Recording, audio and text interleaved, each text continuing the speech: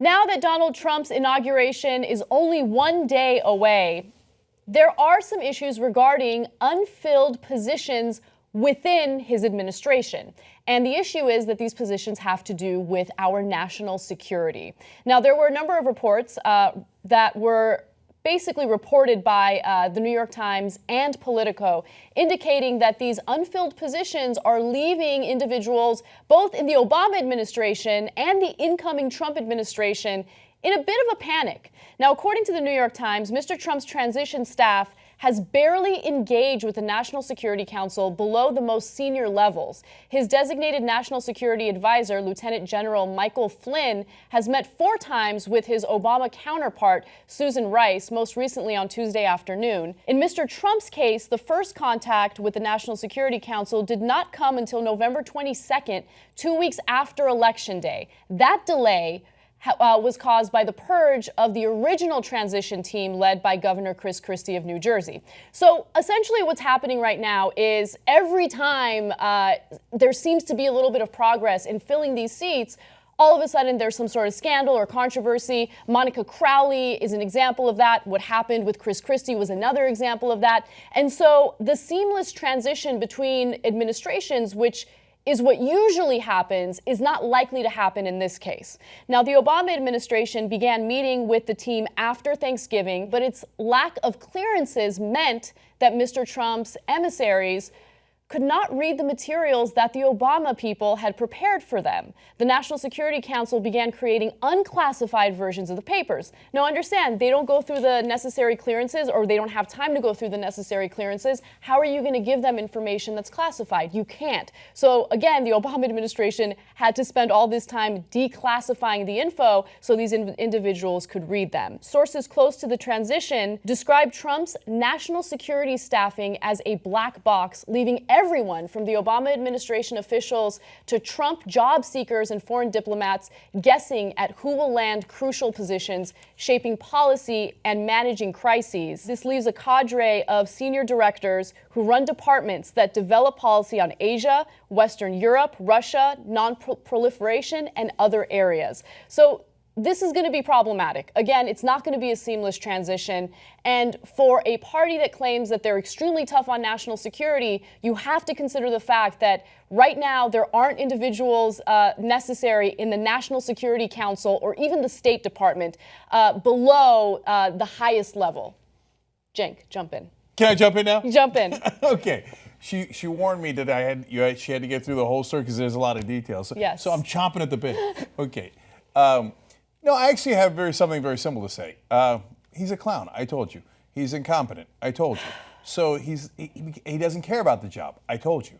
So he cares about winning. Winning. I want to be a winner. My daddy told me I was a loser, and so I need to be a winner to make myself feel better, right? Okay, now, all right, Donald, congratulations. You won the presidency. Okay, now you got to. It's an enormous job. You have to staff all these positions, etc. He's like, yeah, when are the TV cameras? No, Donald, this doesn't have anything to do with TV. You have to actually do the job of hiring the people at the National Security Council. You know, the National Security Council, every time the president has a call with a foreign leader, they are supposed to give him a briefing memo. Like, so here's our situation with this country. Here's the past real quickly. You assume the president knows to some degree. With this president, that might be a little longer.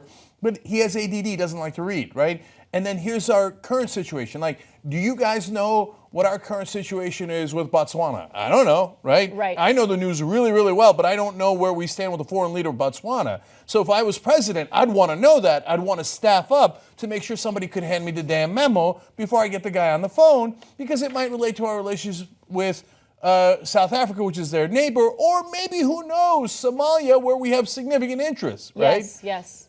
So he is grossly unprepared, doesn't care. And in the beginning, look, I doubt we're going to have a foreign policy meltdown with Botswana. But there are a couple of things that could happen. One that could and one that will. One that could is, what if there's a bombing or something super important that happens immediately? You know how they talk about, like, oh, the president will get tested right away. They always say the Democrats, as if like Democrats are feckless. And they're like, oh my God, I got tested. I don't know what to do, right? And people like Hillary Clinton, unfortunately, reinforce that. Remember that ad she ran against Obama? What will he do at 3 a.m.? Trump at 3 a.m., he's going to be coiffing his hair. He's going to be like, wait, where's my orange glow? What's going on, right? And he doesn't have anything prepared. So let's all cross our fingers that nothing happens until he gets staffed up. So maybe at least some competent bureaucrats can know what to do and give him advice. But in the long run, this is going to keep on happening. Yeah. And when you have this kind of rotting infrastructure that is not stable, that has not been filled out, it always leads to disaster. I'm concerned for a number of different reasons. So, first of all, consider all of the terrible things that are happening throughout the world right now. Of course, there's always the threat of ISIS. Everyone is very much concerned about radical Islam, and I completely understand that. But there are issues happening in a lot of major countries right now. So, for instance, the Philippines just elected a guy who believes in extrajudicial killings. How that impacts the United States, I mean, there's no connection now, but that's problematic, right? At the same time, you also have the issue of North Korea flirting with the idea of testing nuclear weapons aimed at the United States. Now, do I think they have that type of nuclear capability now? No, but is the Trump administration going to be prepared to deal with a situation like that? Right now, it doesn't seem like they would be. See, he doesn't care about the job. If I was elected president, that would be a fun day and a very fascinating day. The first thing is I'd celebrate. I'd get unbelievably drunk. Because I can't believe I'm president of the United States. That's crazy, right? I'd take the weekend off, right? Then on Monday, I would hit the books so hard because I'd be so worried. My God, what if North Korea crosses the demilitarized zone?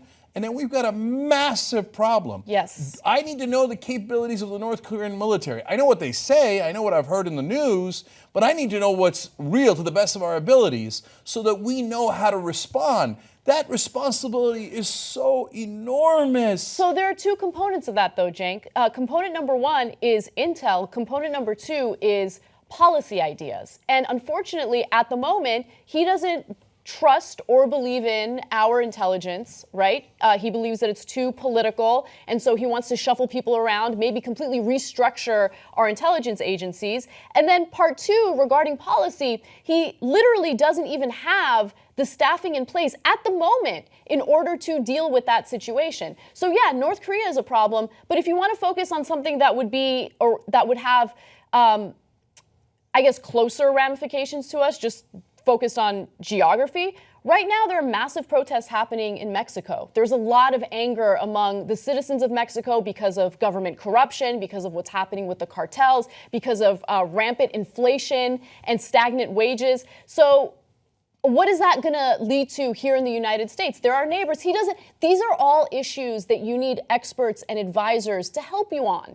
And unfortunately, he is not prepared personally, and he doesn't have the right team in place to get him prepared. He has an Achilles heel that cannot be cured.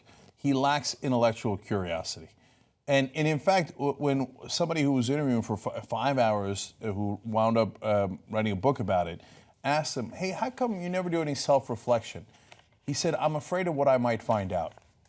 So a guy like that is a dangerous guy to have as president. He's going to be ill-prepared.